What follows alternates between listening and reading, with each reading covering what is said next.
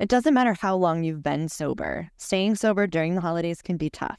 So much of our lives revolved around alcohol for so long, and that reminder seems to come on full force when the holiday season hits. Whether it's because you're socializing and celebrating or because the holidays bring a deep sense of loneliness and grief, we want you to know that you're not alone and you can do this, and not just survive the holidays, but even thrive through them. Stay tuned because you're about to hear from 5 different people and get their ideas and tips for how to stay sober during the holidays.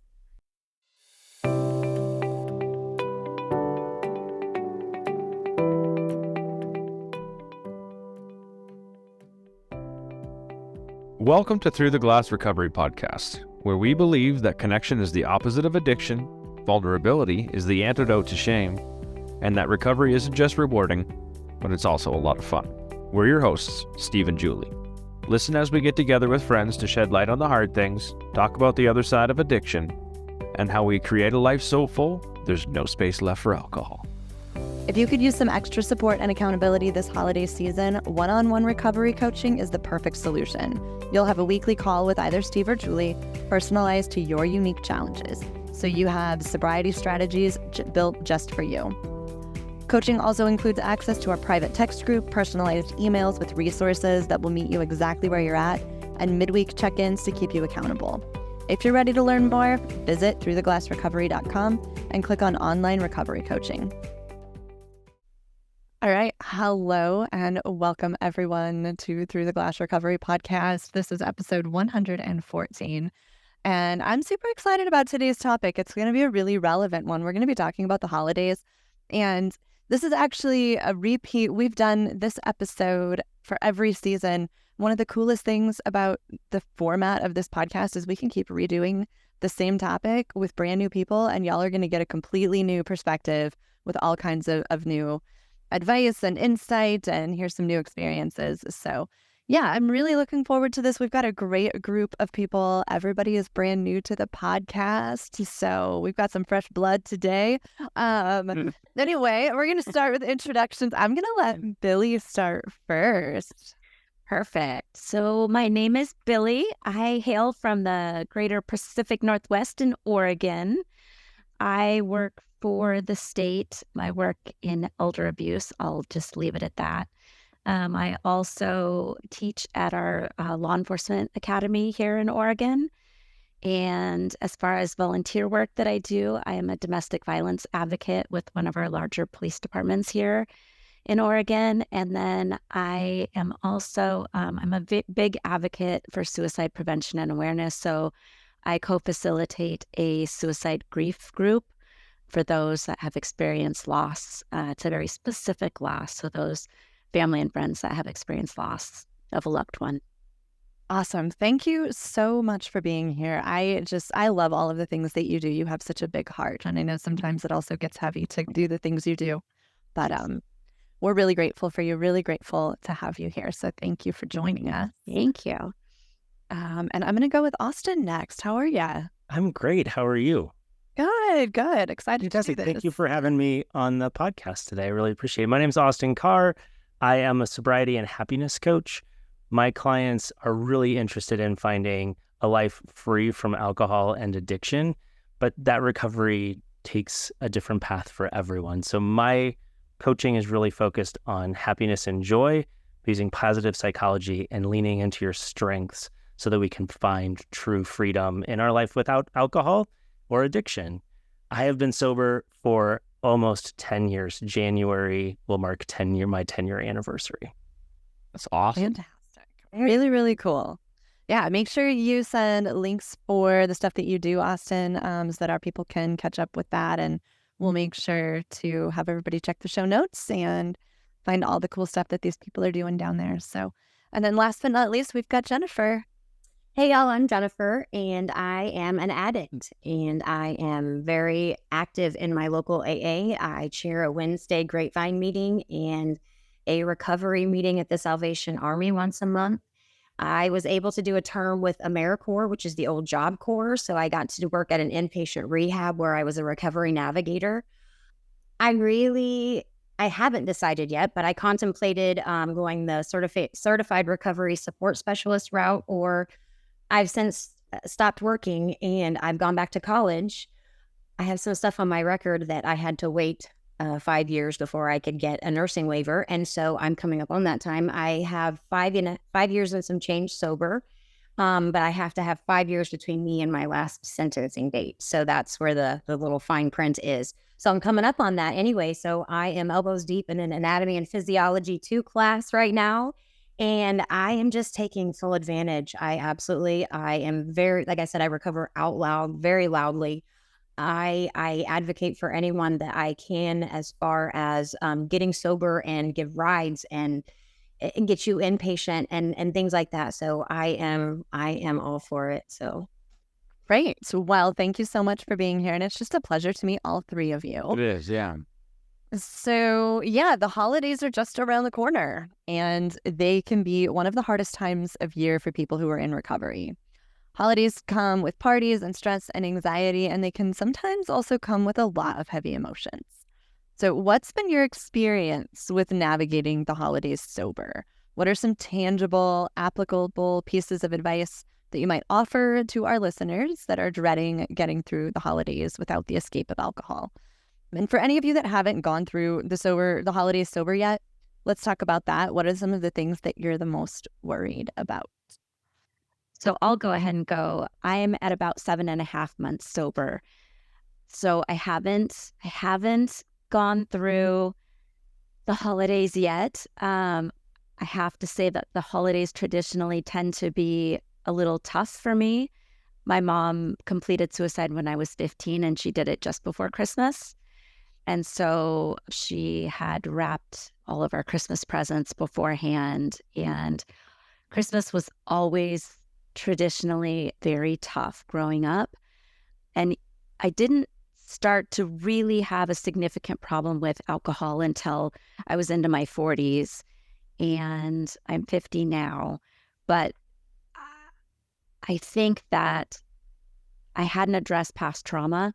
And so as I started to get older and older and older, all of that trauma, I used to liken it to a big attic, and I kept shoving things up in my attic, in my head. I was in law enforcement for a very long period of time, and so I would shove all of those traumas up.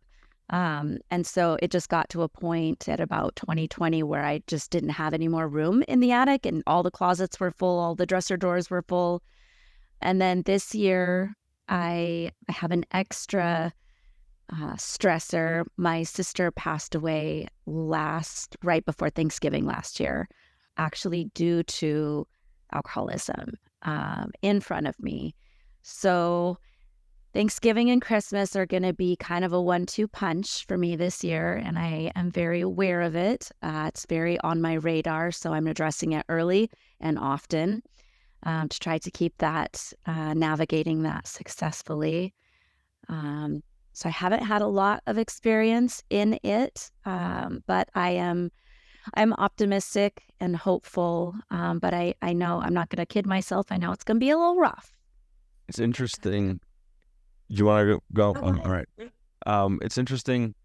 You always think about the holidays as the parties and the get-togethers, and it's not always just the parties and the get-togethers. It's the first thing that comes to my mind when I think about the holidays, but the events, there's obviously other events that surround those events that also play into it all.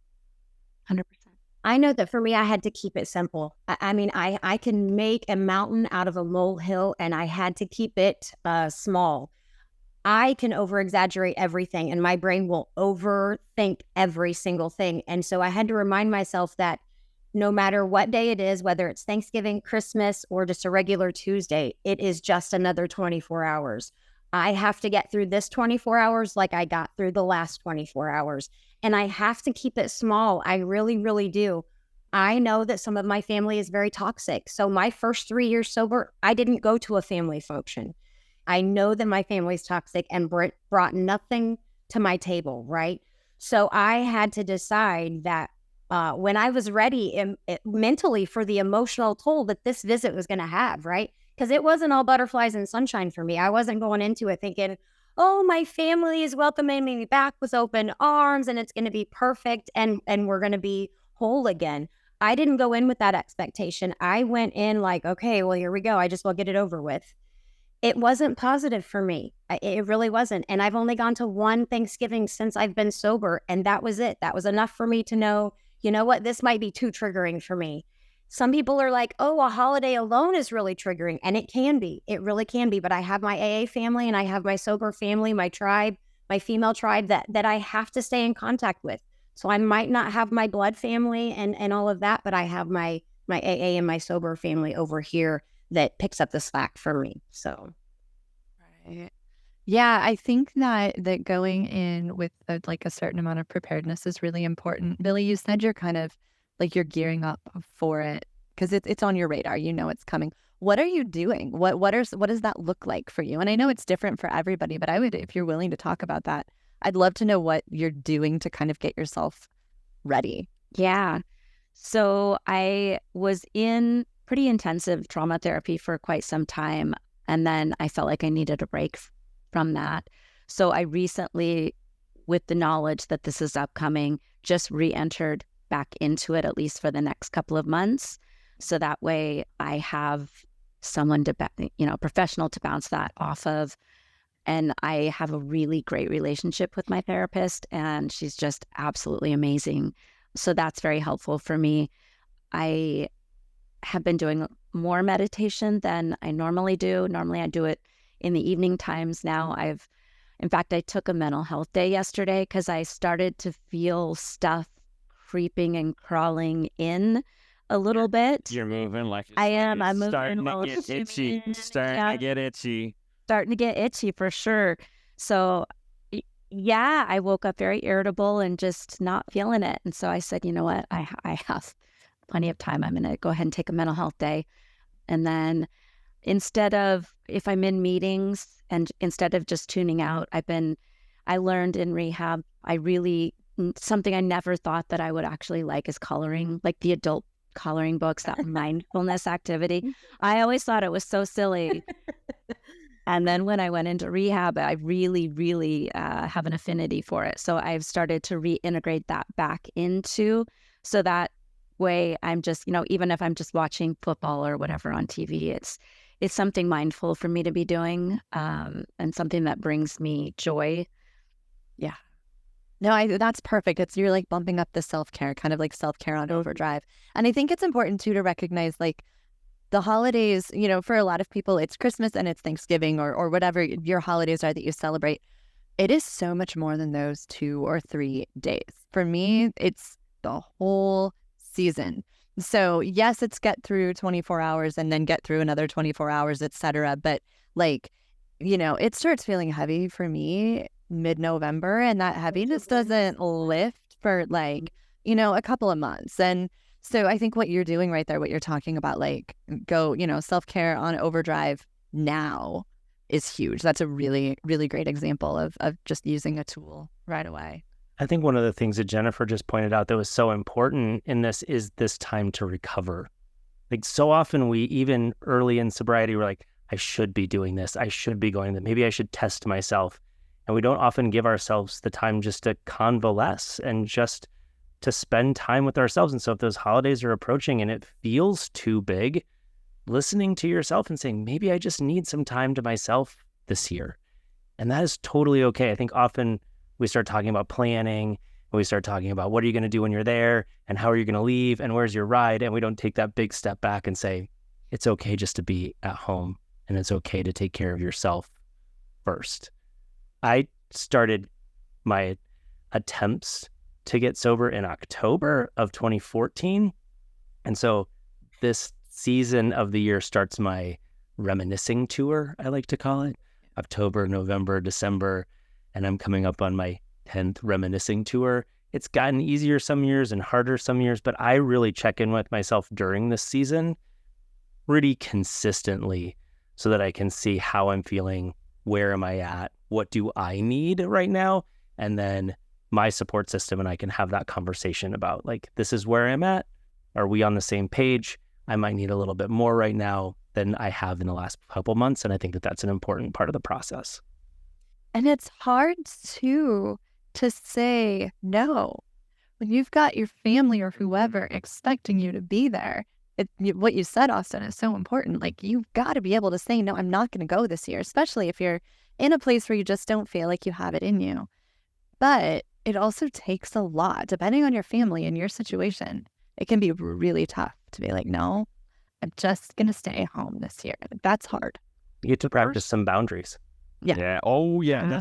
That's the big keyword. That's the first the first thing that, comes across my mind. My first go around with all of the holidays is the first one where I was worried about stuff that I wasn't sure how things were going to happen.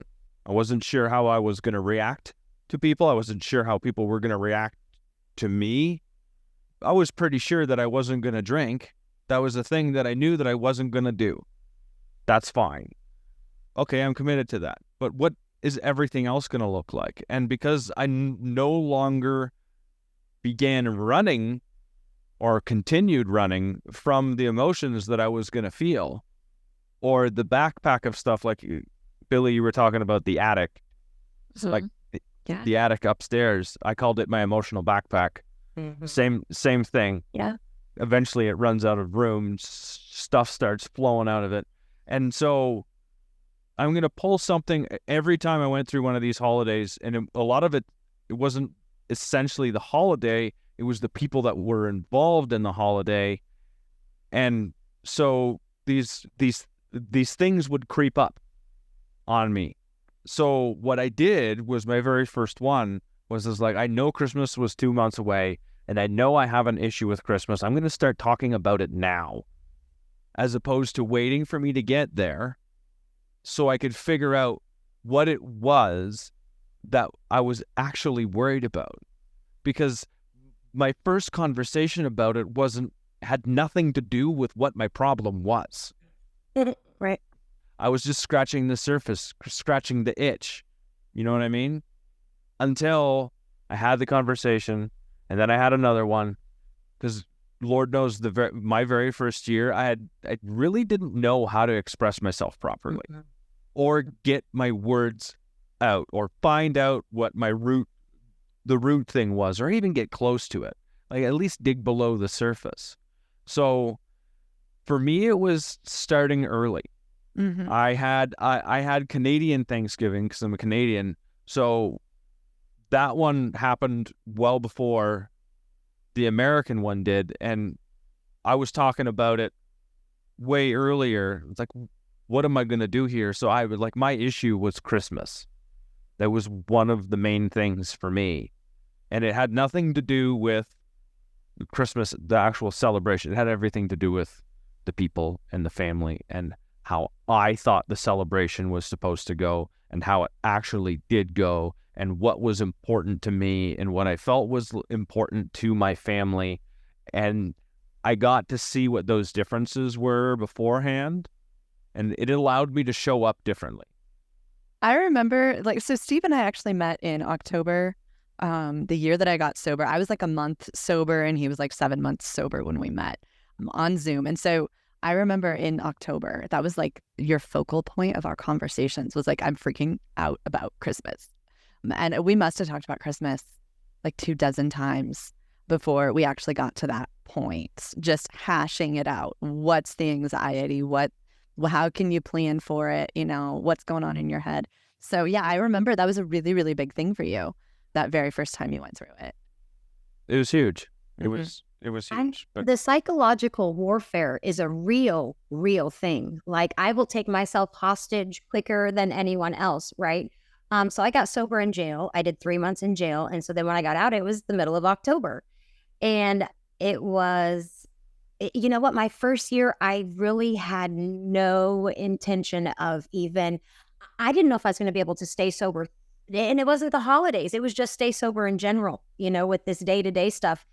So when you get out of jail and then you're like, oh, now you want me to stay sober out in the same environment that you arrested me from 3 months ago, and so I had to figure out a new way. And so navigating that consumed me. And I didn't initially feel like I had so much time to make up for, like I do now, or did. But at first, it was literally about putting one foot in front of the other, doing my outpatient rehab and going to meetings and getting a sponsor and doing the things that were working for me up until that point. But like my first holiday season, there was no way, I wasn't mentally anywhere near ready to go be at a family function. Like I was new, I felt newly sober, so I couldn't have handled anyone or any conversations or especially anything heavy. My first few months sober, there was just no way I could have even handled any of that. So, and I knew that, I think in a weird way, like I knew that I had to keep my circle small because every other time I'd gotten out of jail, I relapsed instantly, so I had to keep my circle very, very small.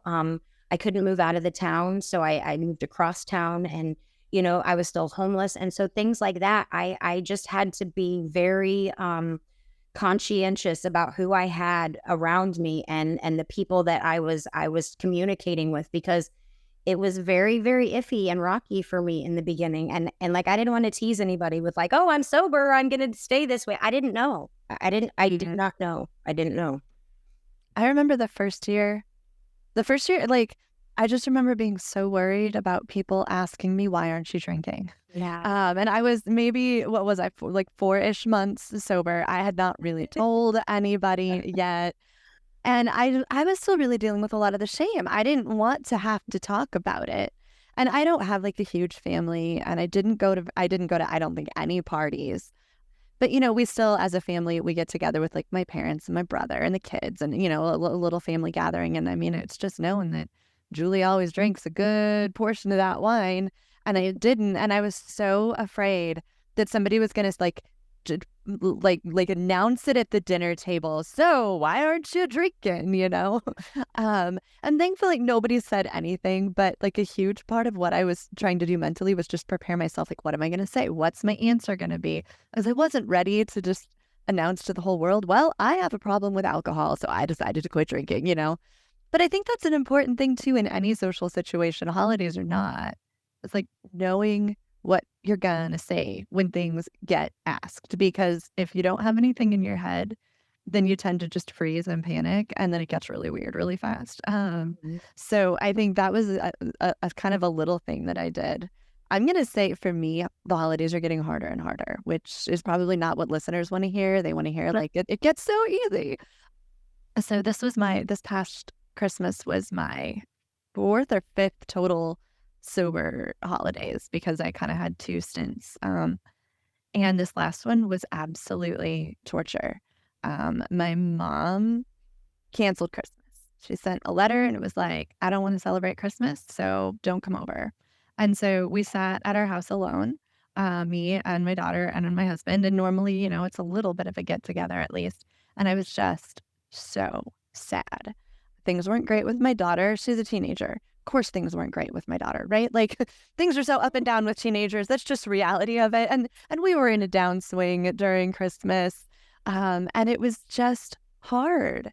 And I mean, it wasn't like I'm going to go drink hard. I'm past that point, but it was still just a really shitty holiday season. And I'm not okay. Yeah. And I think that it's okay to just be like, yeah, holidays freaking suck around here, and that's just what it is. And not try to make it anything that it's not. Not try to convince yourself, well, you should try to be happy anyway. You should try to find that Christmas spirit. Like, I just kind of had to let it suck. That was about my only option at that point. And I was seriously like, Christmas night, I was on Zoom with Steve and our friend Robbie, just sobbing, crying, because I needed to, and because they're the kind of people I can sit there and ugly cry in front of. So it was like exactly what I needed. I made it through the damn day. And then I sat down and cried with people that I feel like I could trust. And, it's like it's not the magical holiday we all wish that we had, but it was at the end of the day, it was okay. I was still sober. Yeah, I made it through. Yeah. I have a lot of guilt wrapped up from last Christmas. I went into rehab on December 28th. So I was a shit show December 25th. And boy, I thought I was keeping it together. And traditionally, I'd been very, very good at hiding it, but I couldn't hide it from my daughter, who was also a teenager. And I just remember just not really, I mean, it was really bad. I barely remember what I remember, but I remember she had a conversation with me after, so I got out of rehab at the end of January, I've been sober this whole year apart from 2.5 weeks, which I relapsed mid-February for about 2.5 weeks and then got back on the bandwagon. But she said something that just broke my heart. She said, well, I hope Christmas is better this year. And I was like thinking, oh God, like, what did I do that I don't remember that I did? And I just said, what do you mean? And she said, Mom, you were so drunk. You were so drunk. And it just broke me. And I said, I know I was, honey. And she said, I'm glad that you're better now. But it just, oh my gosh, it broke me. So last Christmas was an absolute shit show. And I did go into rehab 3 days after that. So, whew. Well, I'm going to follow the bandwagon. My last Christmas was awful too. I'm just here to say that getting sober does not mean that things get perfect. My 15-year-old daughter is also an addict. And this time last year, I walked in on her actively cutting. And so we went to the emergency room and she was admitted to the psych ward for a week. And when she got out of the psych ward, she wasn't ready to face consequences because the cutting was one issue, but she had also been drinking in my house. And so there was two separate issues. And we addressed the mental health issues with a psychiatrist and a counselor and appointments. And her bedroom door coming off the hinges was we're working towards consequences for the drinking. And she didn't agree.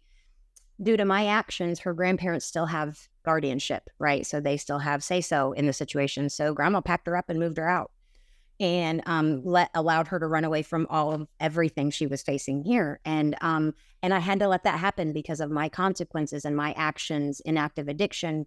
Her grandparents have guardianship, right? And so that comes back to me. And so all of this comes back to full circle that it's me and I'm the biggest problem. Hi, I'm the problem. It's me, But the best thing that you can do, that I can do, is I don't have to repeat that, right? I sat at home last year thinking I was the worst mom ever. I mean, what mom's sober, 5 years sober, the kid moves back out? That's a special kind of up, that's where I was thinking. And I wasn't thirsty, but I wasn't okay, And so I went back to basics. And for me, that's hitting more meetings. That's plugging in closer to my sponsor. That is my safe place. Meetings are my safe place. That's where I have found family. That's where I have found acceptance. That's where I have found healing. And so I sat in my misery for a few days and felt sorry for myself. And how could she move back out? And I got sober for her. Doesn't she know what I've been through? And that's all bullshit. If I hadn't been an addict to begin with, we wouldn't be going through this. And make no mistake, I was a blackout drunk, but my drug of choice when I got sober was methamphetamine. And so there's no faking that. There's no faking that I'm doing okay. It was a shit show, And so my kids didn't have a front row seat because they'd already been taken by DCFS. So it just gets worse and worse the more you listen, And so my best response to any question, my best anything is just to stay sober. Staying honest is definitely, and I think it's honest with ourselves, right? That's where it comes from. That's where it starts. Austin, you're sitting there quiet. I want to give you the floor. Go for it, my man. I'm just thinking about the fact that all of us have these holiday stories. Like, the wheels were very much coming off my last holiday season. Like, I call it the show. Everyone has their visual, right? The backpack, the attic. Mine was the show, right? And the behind the scenes stuff was starting to come through. It's like my last holiday season was very much like stuff starting lighting on fire and poking out. And so I actually took my last drink in January, the end of January. But I'm amazed that we all kind of have this things got real bad around the holidays. And then I started cleaning up a little bit. I was thinking when everyone was talking that one of the things that I'm really fortunate my wife stayed with me. We've been married for 21 years. I'm beyond grateful to her, and we have an amazing family. But the thing that we've worked really hard on is building new traditions. Yeah. Because we had some traditions that were built in addiction. And because we got married, I was in active addiction when we got married and through a majority of our marriage. But like, for example, I have 2 young daughters. I have one approaching her teenage years. And this year will be 13. So I'm just good luck. getting mentally prepared. It's okay. The force be with you. Right? This is where you take your 10 years of experience. I don't have teenagers yet, but I know this from other people. You take your 10 years of experience and all of your support, right? You'll be blow the whistle. You blow the whistle, you'll be good. I think the advantage that she has that I didn't have growing up, that most of us didn't have, is like a household that talks about the way we're feeling and what we're doing and how we're managing our stress. And I realize that that's not going to solve every problem, but it will. I mean, if it knocks it down 10%, I'll be real happy. You're winning. But for us, New Year's has become a really great holiday tradition for us. And New Year's typically, right, like New Year's was out for me, like black out for days. Like New Year's was a week, right? But we set up a photo booth. We get out all kinds of stuff. We have tons of food. It is one of my favorite nights of the year. We have amazing pictures. We goof around all night. And it's one of those things that I look forward to every year now. This started years into, my recovery as our kids got older. And I realized that tradition is going to change over time. But I love now that we have traditions that don't center alcohol in our family and that our kids get to experience what that's like. They know what it's like to have a Christmas without booze. They recognize that that's not necessary. What they decide to do with their lives is up to them, but they see that you can celebrate and do all these fun things without that, and that will give them a different opportunity than many of us had. That's something I talk about a lot too, is the creating new traditions. I call it painting a new picture. Like forever, waking up Christmas morning, watching the kids unwrap their presents was pour a coffee and add Kahlua or make a cocoa and add peppermint schnapps. And that was the start of this picture that I had created of Christmas from the time they were little. And so you get the opportunity though to take those things and paint a new picture. What's it going to look like this time? And it might not feel totally comfortable on year 1 or year 2. But as you do it more and more, then that becomes the normal. That becomes the thing you're looking forward to instead of the old habit or the old activity or whatever it was. And I think that's a really important thing, not just with holidays, but any celebrations or anything that you do all the time, just making a new picture of what that's going to look like for you and then letting that become the new normal. What I heard him say was he let it be an experiment. Yeah, for sure. So you go into the holiday. Why not look at not where I fit, just where the fit is instead? Like I remember my first holiday, I just showed up and I just let things go the way they were going to go. Mm-hmm. Regardless of whether I liked it or not. I just go there and be present instead of try and turn it into something that it isn't. Because I think that was one of the things that always upset me, was I wanted it to be something that it wasn't. And then I got upset, and then you try and turn it into what I believed it was supposed to look like. Expectations. Right? At the same time, like Austin said, it was kind of an experiment. And if I'm just a party to the experiment, then I can see where I can add value to it, as opposed to trying to see where they can add value to my experience. That's where I found things started to get better, was when I showed up with that kind of frame of mind. I showed up for my kids that way, and I got to experience I got to see other people's joy instead of just focus on my own. I think that's really what it came down to. Yeah. I think looking at even going to Thanksgiving like an experiment, the conversations are an experiment. Looking back, it was just a matter of trying, going and doing the thing and seeing how it was going to turn out. Julie, you're like, No, you just said the conversations were an experiment. So my very first Christmas, my first Christmas in this version, like this round of sobriety, I had found a support group. I had found people. I had found connection. I had found like these amazing, meaningful conversations about emotional wellness and, personal growth and all of this stuff that was like filling my heart so full for the first time ever in my life. And I just looked forward to conversations with like my recovery tribe so much. And then I showed up at Thanksgiving and then again at Christmas. And I'm like, the small talk is so Oh, miserable. yes. I Oh, hated yes. it. I'm like, I do not just want to sit here and listen to these people ramble about like the weather and whatever surface, because I think, and I think a lot of us have experienced that before, but I'm like, all of a sudden in 4 months, I felt like I had changed so much. And it was like pulling teeth to sit there and listen to my family just jabber on about things that to me were like so unimportant it didn't even matter. And I understand now, 3 years into this journey, I understand now that small talk does have value. But at that earlier on, I found the connection, I found the great conversation, and then I just hated small talk. Like it was painful for me for a while. So I remember that just driving me crazy. I was just going to mention small talk for a second. I actually just was thinking about this the other day because somebody had brought up the idea that they hated small talk. I was like, I love small talk. I love to talk about the weather. And it's one of the things that I found in early recovery was I could get really exhausted talking about recovery all the time. And I needed just a normal conversation. I just needed to sit at a table and talk about the weather and what everybody was doing at work to like relax into it a little bit.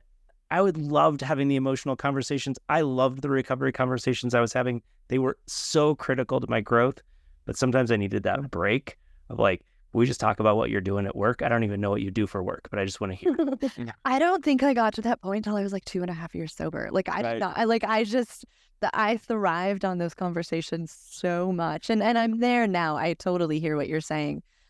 Like, I just want to have a normal, I just want to be a normal person. Sometimes I get sick of like recovery being my whole identity. And I just want to show up somewhere and be human. And so I really appreciate that now. But like for the first 2.5 years, I wanted nothing to do with that. I just wanted to keep talking recovery. That was it. That's what I was saying is, like being around negative people. With my family, I know, for example, like they are negative, like it's gossip and it's negative this and it's negative that, and we're picking people apart. And, I'm over here like, man, why are you complaining about that? Like, you woke up this morning, like I made it out of this thing alive. Like, what are you even complaining about? That was my big thing. Is like, I'm gonna have to back to that B word, boundaries. I'm gonna have to love you from afar because like I'm starting to take on some of that negativity, and I don't want that. I spent my time in the dark for way too long. Yeah. Right. Yeah. I feel you, Austin, on that point.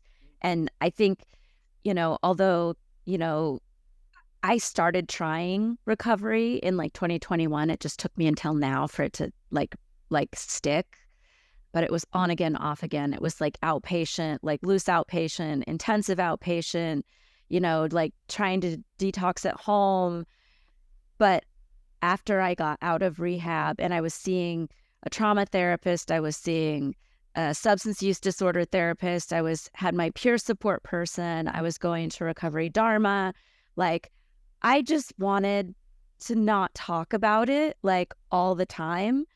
I still really enjoyed the conversations, but I did need that little bit of a break for a while. And now I feel like I'm in a good spot where it's a good balance. But I was kind of overwhelmed at first, where I was like, okay, can we talk about something other than like, I don't want to think about alcohol, And in recovery, that's all you're thinking about, And so I just needed those little breaks of reading or something, playing with the dogs, just not being human. Yeah. One of the things I found I found solace in was in younger people, in the children. It was one of the places where I found myself landing because they didn't give a shit about anything else. The kids just wanted to play. The kids just wanted you to be you. They just wanted you to show up. So if they were over there playing with whatever dolls and whatever the stuff it was, you know what I mean? cars and everything else, I found myself going there because it removed me from the small talk that I just didn't feel like I had anything to contribute to. Just kids have a wonderful energy about them already. And regardless of how you're feeling, they're still just going to show up as them. And Julie will attest to this because she knows. Like I'd send her a message and I'd be like, I'm playing with the kids again. That is such a great, like that's actually a really good tip. If you have to go to a family get together and everything just gets kind of shitty with all the adults, man, go play with the kids. Or the dogs. I play with the dogs. Yes, or the dog. reason. That is so real, and it's actually a really good way to handle things.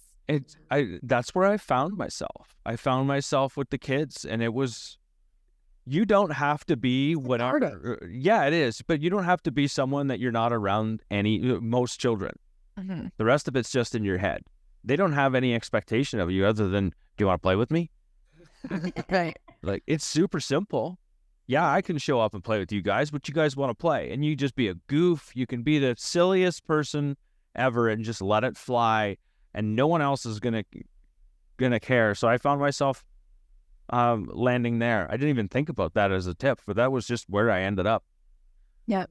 Landing. There's safe places pretty much everywhere you go, for the most part. I think I just have to have an open mind enough. And then there's, I think we should maybe finish off with this, is I did have a plan. I did have an escape plan. I planned on showing up. And if you know what, I just got tired, or I was done, or, Uncle Joe got way too wasted and he started getting lippy and I didn't want to be a part of it anymore, then pack up and leave. The one thing the things I learned, and it was very important, the party went on without me and nobody missed me. Nobody was like, this party sucks now that you left. Everyone had a horrible rest of their night. Like, no one said that. No one. I was not that important. I just was like, I wasn't near as important as I thought I was, which was cool, because then, and a friend of ours said she does the Irish exit. She says thank you and her goodbyes when she gets there, and says all of her appreciations early, and then when it's her time to go, she just picks up and leaves, and then this way you don't get stuck in the, I have to, like the expectation of saying goodbye to everyone on your way out, because I know that was something that I did. I wanted to make sure I gave everyone their time. And so how about we finish off this with some tips, or maybe an experience of how you planned and what that plan looked like for you. Like I said, I've been trying this for a few years, so I have a safe word. And if I can integrate pineapples somehow into the conversation with my husband, then he knows I'm uncomfortable and we're going to make a quick exit. That's awesome. Super simple. I have a goal when I go into any social situation. So my goal might be, I want to spend 5 minutes with the host. I want to make sure I talk to this person. Once that goal is achieved, I can go. I don't have to hang around any longer because I've done what I went there to do, and now I'm fine to leave. I love that. Just a little intention, safe word. I think one of the things that I learned is, like, we always say, give yourself permission to leave. Give yourself permission to go home when you need to go home. And for a while, I would still push it and push it and push it. I knew I had permission to leave, but I would stay way longer than was probably healthy for me. And I should have just called it when I first started thinking I wanted to go home, instead of being like, no, I can last another 30 minutes. It'll be fine. And, it doesn't serve anyone. And it definitely didn't serve me to stay any longer than I really wanted to. So seriously, like, give yourself permission to leave, even if that's 20 minutes in, and peace out, because that's totally okay. I think if you do not have a significant other, husband, wife, boyfriend, girlfriend, take a friend with you. That can be a plan B. That can be an out. If you get uncomfortable, have, like Billie said, have a safe word, you and the friend, like, hey, we need to go. And I don't care if I say goodbyes. I'm sorry. If it comes down to it that I have to use that safe word, baby, I'm out. I am out. And so I think that really helped me a lot. I mean, it's, hey, you want to go to my family's miserable function with me? It doesn't sound appealing, but at the same time, like my friends know that if I wouldn't ask if I didn't really need the support. So take a plan B. Yeah. Yeah. One of the things that I found too was my attitude going into things was an express result of what happened when I got there. So if I knew that this was going to be a shitty experience, I made sure my words came true. Whether I liked it or not, I pretty much was setting myself up for failure. I didn't realize that how much power my own words had over how I was going to perceive that event. So sometimes it was, I don't know what this is going to be like, but I'm going to go and I'm going to try and make the best of it. And it was a lot better than, Julie, you look like you want to say something.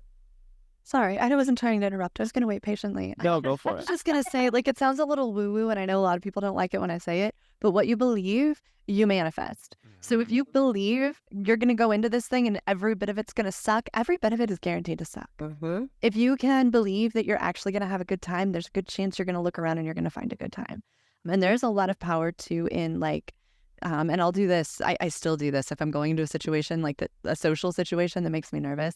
Like I'll be putting my makeup on and doing my hair and I'll stop and like just kind of imagine it going really well and kind of, prepare yourself for, and it sounds a little hokey, but if you can imagine walking in there and having confidence and having a good conversation, there's a really good chance it's going to go a lot more like that. So I guess I was just going to reiterate what you said, that whole thing, but I didn't mean to interrupt you. Sorry. The most powerful thing there is a made up mind. So however we have our mindsets, how it's going to go. Yeah. Yeah. And so I'm going to wrap this up now.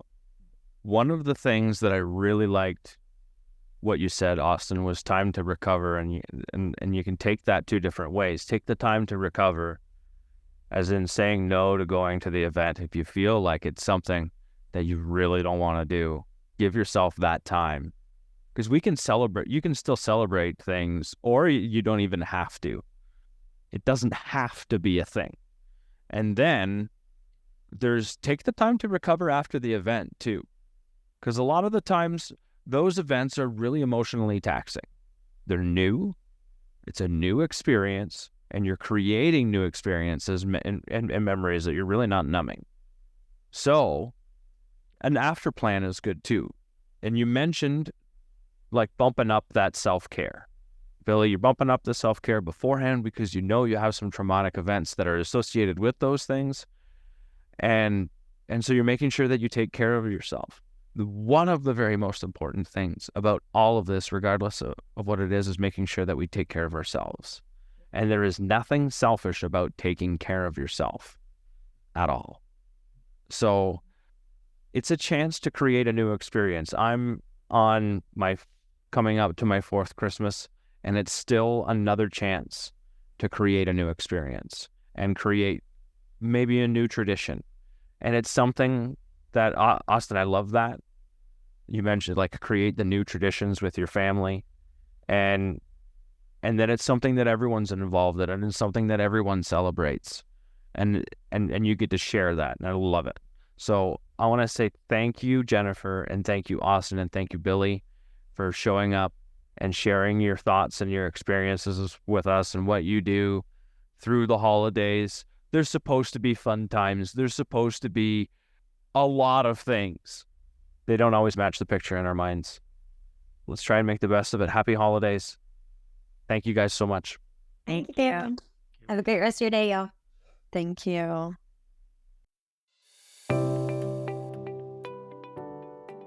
Thank you for spending this hour with us today.